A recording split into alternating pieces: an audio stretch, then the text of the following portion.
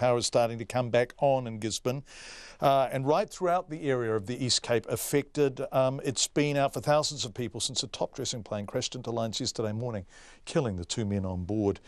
Eastland Group contractors at the crash site have been repairing one of the circuits that feeds into Gisborne. Our reporter Michael Cropp is in Gisborne. I think you're on the main drag there, Gladstone Road. Are you, Michael? And is power? I can see a shot behind you. Is power back on? Power is back on. Now, I chose this one, and you probably can't see it even if you're looking on Freeview, but there are Christmas lights on the trees behind me.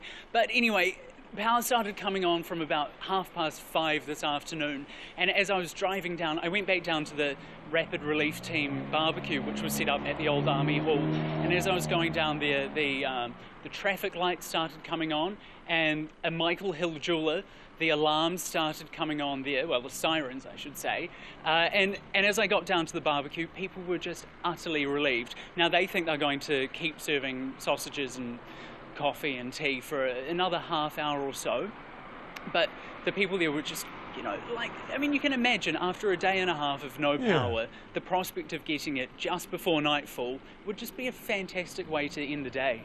Yeah, really good work too, we should say, by the contractors, because getting it on tonight was best possible scenario, right? And it was tough terrain, and there's been some difficult weather yesterday, I think.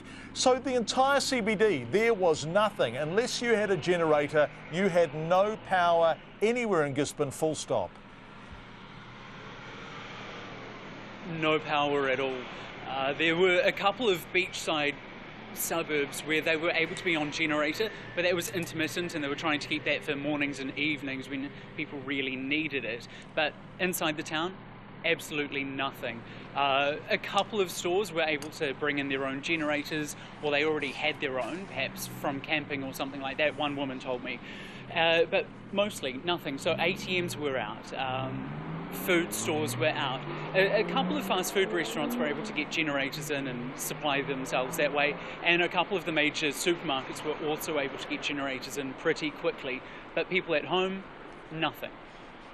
Michael Cropp live from a repowered Gisborne. Thanks, Michael.